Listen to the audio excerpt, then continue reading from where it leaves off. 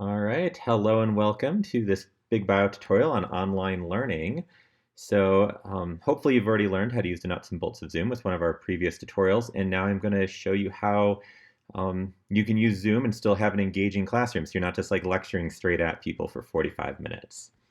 So if you'd like to, feel free to stop your video until we start doing the breakout sessions, and please make sure to mute yourself if you haven't already muted yourself.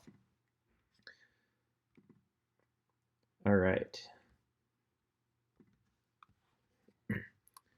So first of all, this is online learning, and I'm Robert Brown. I'm a postdoc at UCLA, and this tutorial is done by Big Bio. We're a group of graduate students and postdocs at UCLA who are dedicated to making the computational biosciences a little bit more accessible by creating training tutorials. And Big Bio is very much supported by UCLA Computational Medicine. They've provided both time and funding and resources for us to do a lot of what we've been doing. I would also like to thank Katie Dixie and Rachel Kennison.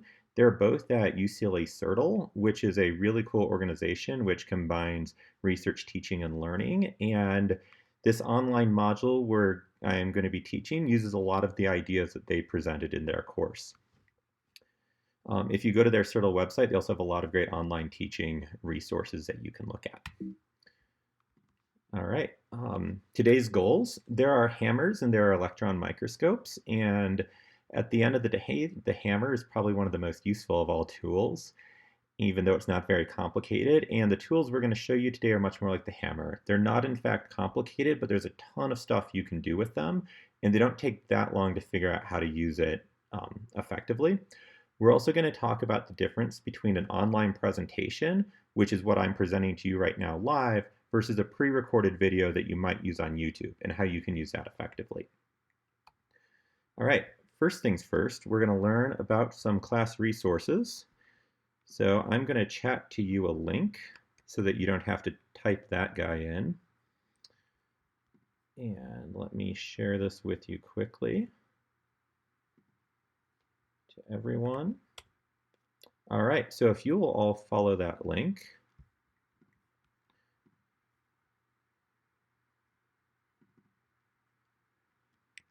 and I will follow that link as well. All right. And please cut in or raise your hand if you have any questions. Now, if you follow that link, you should be seeing a Google folder like the one that's up on my screen. And this will have all of the resources that you need for today's class in it. And I'm just going to walk you through them really quickly. First of all, the online learning PDF and the Zoom Basics PDF. These are the slides from today and from the previous tutorial that I'm going to be using. You're not going to need them at all, but if you want to review them, you can go there to see it. In this links PDF folder, if you open it up, the first link on it is this folder, this Google folder that you're in. The second link is a Google form that we're going to use for an assessment of a video activity. And the third one is the assessment of this entire module or tutorial that we're teaching you. And I would actually recommend going and downloading this with that download button at the top right. And that way, if for some reason you need to get back to this folder, like you've closed a tab, you can go in there and grab that link and repaste it in. Or you can chat us and I can send it back to you again. All right. The next thing you're going to see, if you go back to that folder, is there's this Google Sheet here. If you open the Google Sheet, there'll be two tabs. You can see the tabs at the bottom left of the Google Sheet once it loads here. There they go. There's Activity 1 and Activity 4. This is where we're going to be collaborating on a couple of activities later today. And I'll walk you through how to do this when we get there. All right, we can exit this guy. This Zoom-1 MP4, this is the video activity that I'm going to have you watch in the future, so when you watch the video. And finally, there's the breakout activity number 2. If you enter that folder, it should be empty right now. And we're going to be uploading some things that we collaborate on through this resource, or through this tutorial into there. So for now, just return back to this screen. All right. Let's go and do our first actually good activity. So I want to know a little bit about your preconceptions of online learning. So what I want you to do is go to that Google Sheet and go to the Activity 1 tab and enter in your name. Pick any row you want to in there. Make sure you're not overwriting somebody else, but enter in your name and then list the things you like and dislike about online learning. Once you're done with that, I want you to go into those suggestion boxes for other people and look at their dislikes and see if you can suggest a way to kind of account for their dislikes, to make it so it's not something that's quite as bad as they think it is. Once you've done that, go review the suggestions you've got, and then we will come back to this main meeting. Once you're done carrying out this assignment, just raise your hand, please. All right. If you're a little bit confused, I will walk you how to do this as well.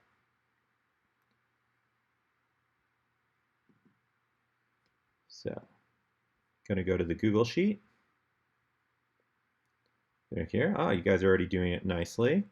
And put in your last name here, your first name there, write some likes and dislikes, and here's where some suggestions are. When you make a suggestion, please put your name there as well so we know who made the suggestion.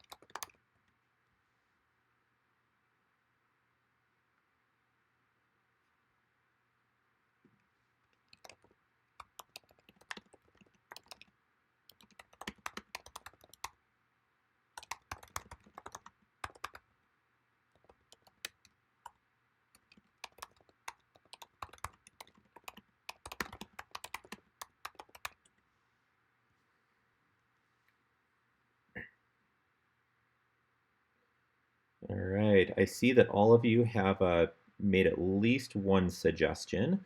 So let's return to the main, or actually first, read people's suggestions and their likes and dislikes for a moment here.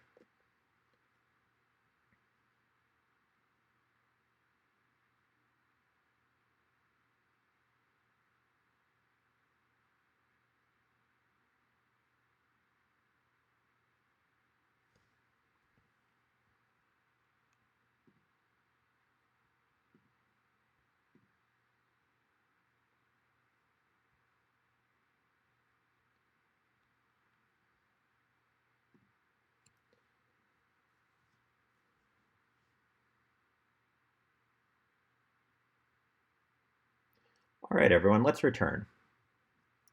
Can I get some people to raise their hands and turn on their video and share with the class interesting things that they saw? Uh, June, why don't you go first? I think those are all good points. Before talking about the lack of flexibility, I completely agree with that. And for the lack of personal communication, I think we can actually uh, maintain the offline contact, not necessarily during the lectures, but yeah, it's probably easier to send personal messages and emails to Slack or something else. And for the bandwidth, I haven't figured out a better way to do that if you want to do the online lecturing. But alternatively, the professors could record their lectures just as a backup plan. in case someone loses connection or something like that. So I think that's a pretty good suggestion. Okay, yeah, no, exactly. And we're actually going to have an example of a pre-recorded lecture here in a minute. Does anybody else have anything they'd like to point out that they've noticed about this exercise?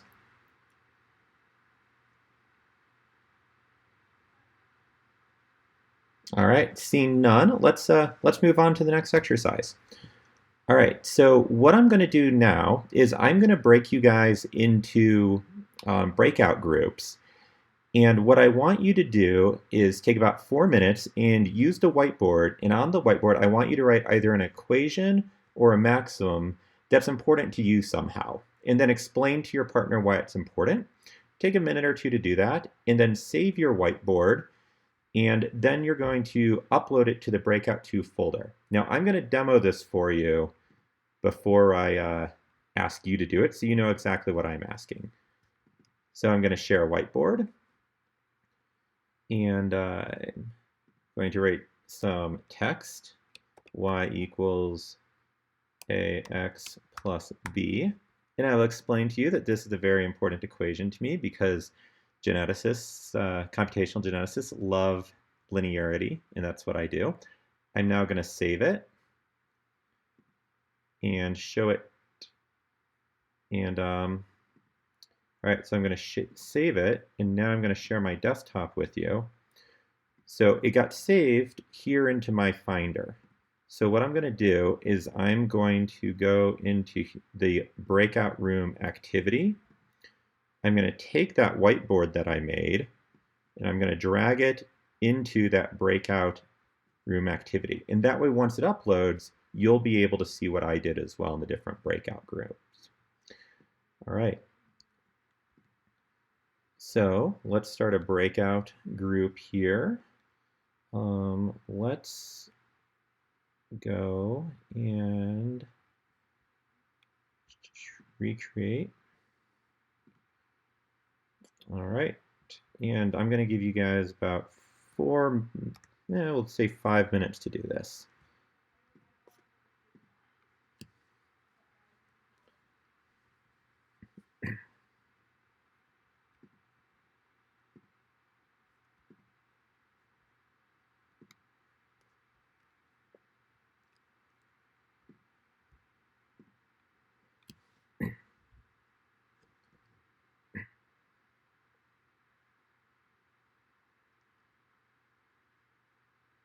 Same place?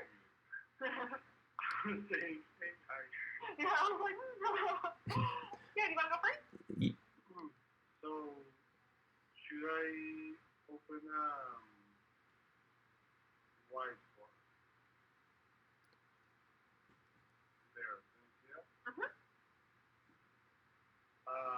Can you type later here? You cannot, unfortunately. Oh. You can draw. Let's say,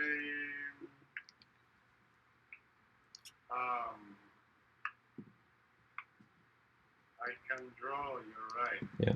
All right, and Annabelle, you can be doing yours at the same time underneath them. Oh, with annotate, yeah. Yeah. Okay. All right. Right, I can.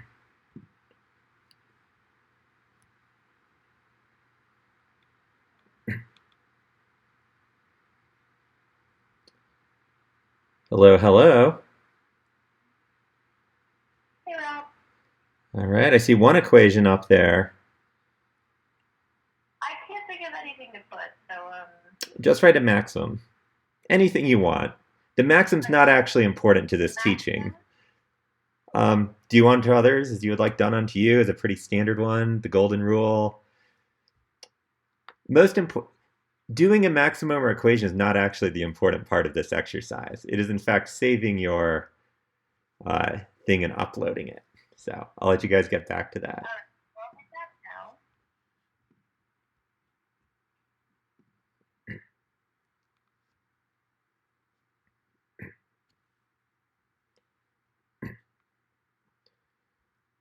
All of the alleles on the genome, type eta effect with the B, not the beta. do all this with in the genome. Nice.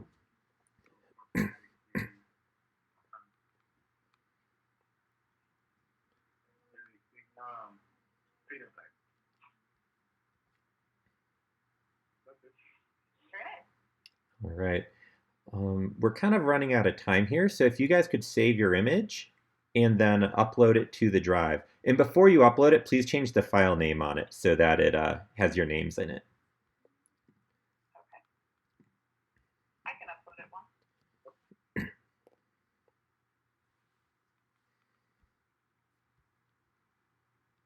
Hey, hey. Hello, hello. All right, Sam or June, can I just ask you guys to go into that Google Drive and change the file name to have your guys' names in it? I just realized I forgot to ask you to do that.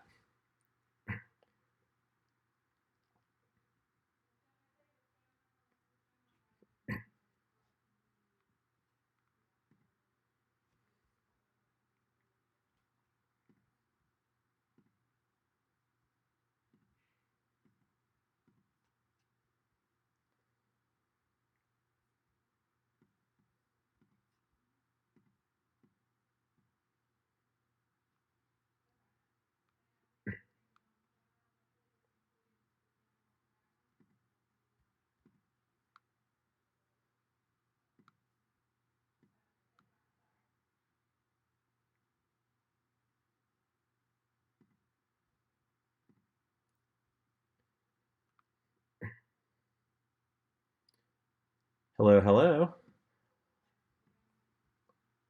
Hi. Hi. All right, has everybody uploaded their image? I'm still not seeing one.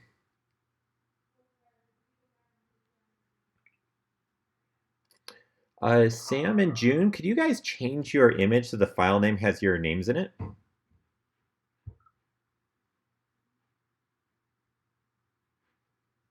that now, Rob. Oh, thank you.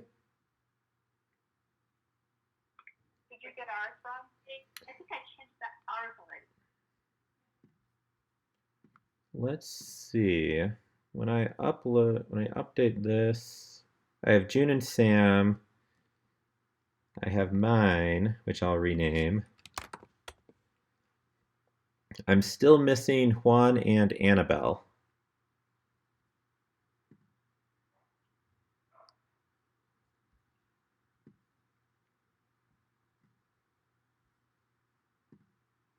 Rob, I put ours in breakout activity too. Is that not where it's supposed to go? That is where it's supposed to do. It's just not showing up for me. That is strange. That is very strange. Let's see. Online learning, breakout activity two. Not showing up for me either. Yeah, and I don't see your guys's. Okay, maybe it's just not syncing very quickly. Maybe. Okay. I can do I have to share it? You shouldn't have to. No, it's a shared document. Yeah. All right. For sake of this course, it probably has to do with how people are signed in right now to Google. I know that can be an issue. But for the sake of your things, if you look at my screen right now that I'm sharing on Zoom, what's cool now is we can go and we can see what June and Sam did, and we can see their coursework, and then we could see mine. So we can do these breakout sessions, and then we can share the results of the activity that we did, and we could discuss these as a class. So for instance, if you were in a math class or a population genetics class, you could think that here people could work on writing out the solution to some question you had, and then we could compare solutions and discuss like whose is right or who's wrong or what sort of equations correctly capture what's trying to be modeled. The next thing I want to point out though is this is also a good technique that could be used if you were like an English teacher. Rather than having images you upload, you could have students open Google Docs and they could write a little journal paragraph or a little expository essay, and then they could workshop those with partners using track changes. All right. Oh, apparently Annabelle's finally synced up. So let's go see that there. Let me refresh this screen, and I'm still not seeing it. I don't know why that lag is going on there. All right. Yeah, I got your guys' before. All right. Okay, so our next activity is going to start looking at pre-recorded lectures. Annabelle. So in activity 3, you're going to go to that Google Drive folder where everything is and watch the video that's in there, and then go to the links PDF and click on the links for the video assessment activity 3 and fill that out. So if you want to see what that looks like, first you will click over here and watch this Zoom_1 video, and then you can click on links over here to fill out the assessment here. This should take about 4 minutes, so why don't you guys go into the folder and watch it. Depending on your browser, you might be able to watch it in the browser. Others of you might have to download it. All right, and when you're done, please just raise your hand.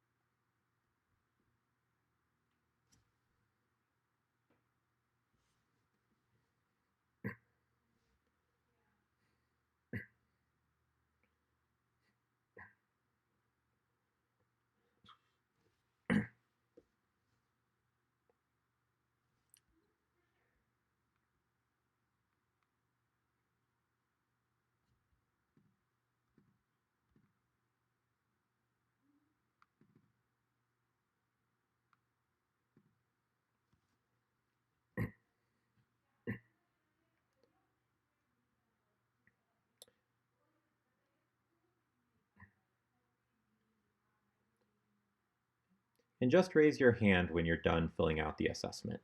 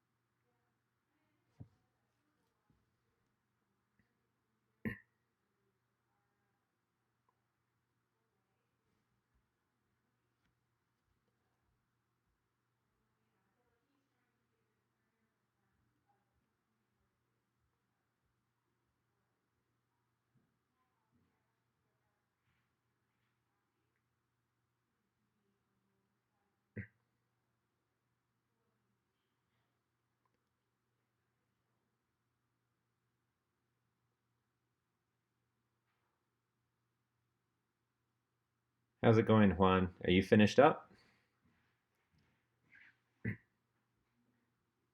Ah, there we go. All right. So I'm lowering all of your hands for you, and I'm now going to share my Safari with you. So thank you for completing that. Now you won't have access to this because I haven't shared it with you, but if you look on my screen, as the instructor, I can go to that video assignment that I saw, and I can go to the responses, and I can see all of the responses that everybody put in here. But if this were, for instance, a quiz, I could also generate a Google Sheet from it, and I can see the responses with your names and all of your responses. So I could, in fact, use this as a grading assignment if I wanted to do something like that. All right, so for your next activity, oh, actually, let me point out, there is this cool website called edpuzzle.com, and you do have to pay for it, but it does look pretty incredible. I learned about it a few days ago, and I'm going to be looking it into for the next couple days. So if you do think you want pre-recorded videos with lots of questions that happen within the video, Edpuzzle has the platform for doing that really conveniently, it looks like. All right, so for your next activity, we're going to do a quick think, pair, share. And so while I'm setting up a breakout room, I want you to think about the pros and cons of a live instruction like we're doing now versus a pre-recorded teaching session. And we're going to fill this out in the Google Sheet under activity number 4. And in the breakout session, I want you to work with your partner to fill out that Google Sheet and discuss the pros and cons of each. All right, so think for a few minutes. I'll set this up, and we're going to take four or 5 minutes to do this.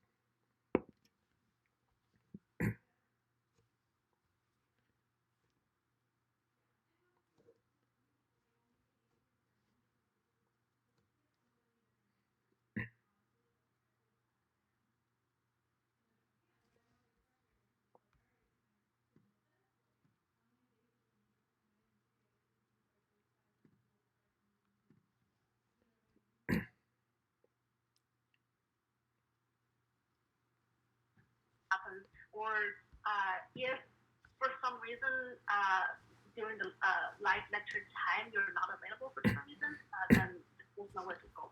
But the pro definitely gives you all the flexibility of everything. Right. So I'm gonna do the pre-recorded part. Okay, perfect. I'll do the live. So I think for the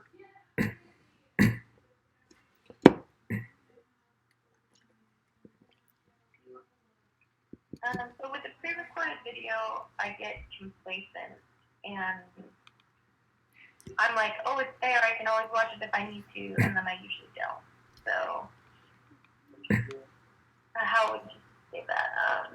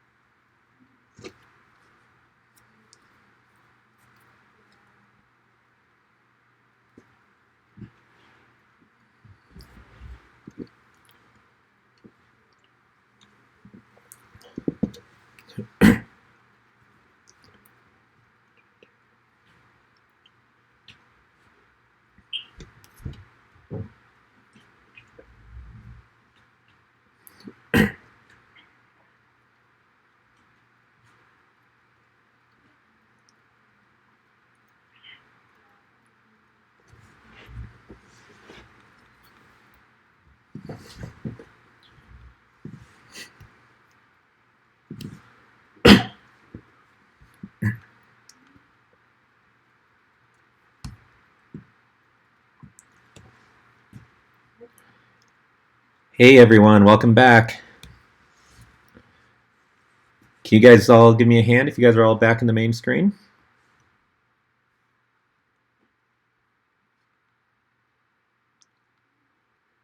Perfect. All right. Thank you. You can lower your hands.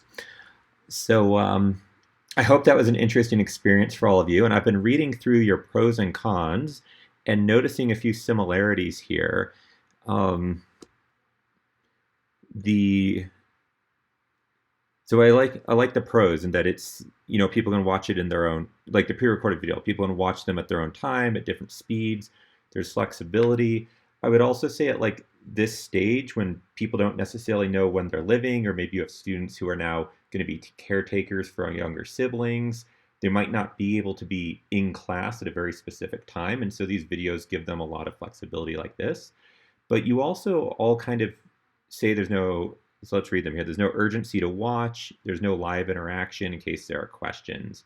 Those are some big pros. And something I would like to point out is just because it's a pre recorded video lecture doesn't mean you can necessarily do it individually. For instance, you could have um, everybody in your class partner up and they could like have their own Zoom meeting and then watch the videos at the same time and then need to work over Zoom with their partner, just a one-on-one with them or over the phone or something, to, for instance, fill out a Google form together where they put both their names on it, they work out their questions and their response. So that way they're actually working with a partner, they have interaction, they can ask questions to each other, and they can try to work them out together. What it means though is you don't need to have a giant class of like 200 people doing it at the same time. Um, and then let's see. As for the live presentation, things can easily go wrong. You need to coordinate times with everybody. That is, in fact, the bane of my existence as I do these tutorials, so I completely agree with those. Um, do any of you guys want to raise your hand and volunteer any thoughts you had about the pros and cons of the different sessions?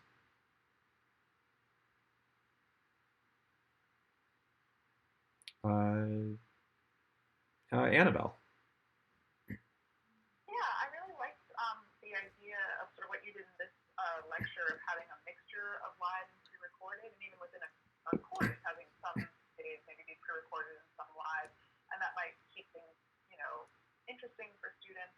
But I also really agree that giving them that flexibility, especially during these particular circumstances, would be really valuable. Exactly. And one thing I also love about the live as the instructor is I can actually, while you're doing this, I can go back and read your responses and make sure that you're actually understanding the material. Because in theory, I kind of have a response from everybody in class. It's not like I called on one person who raised their hand. Sam, looks like you have a comment. Yeah, I think that that nope, it's gone. This is something that is embarrassing about my presentation, but yeah. All right. Well, if you think about it, let me Yeah. know.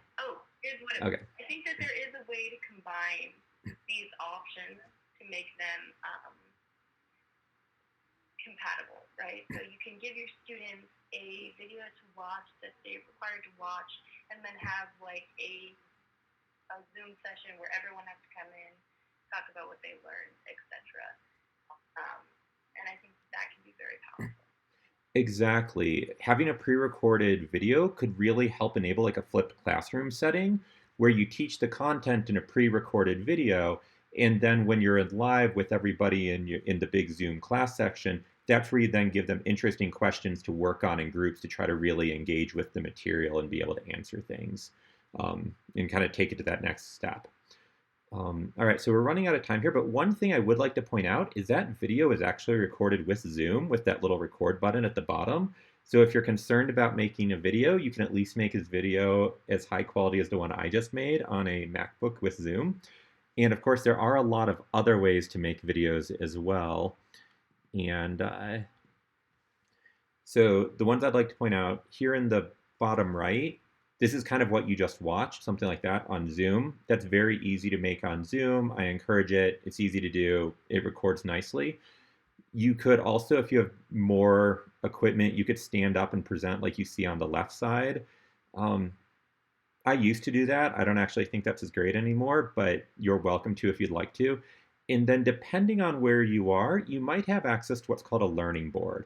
I know UCLA has a couple of these, and if you're somebody who does a lot of math lecturing, they're really awesome. It's essentially a whiteboard, like you can see in this person, and what you do is you write on the whiteboard, um, and then editors can do magic and flip things around so it looks like you write backwards perfectly.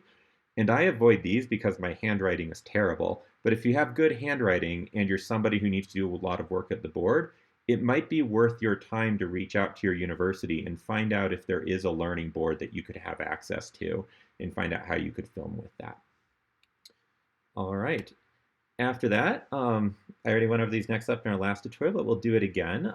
We will be posting the um, the video and the slides from this tutorial onto YouTube and also to bigbio.org eventually here.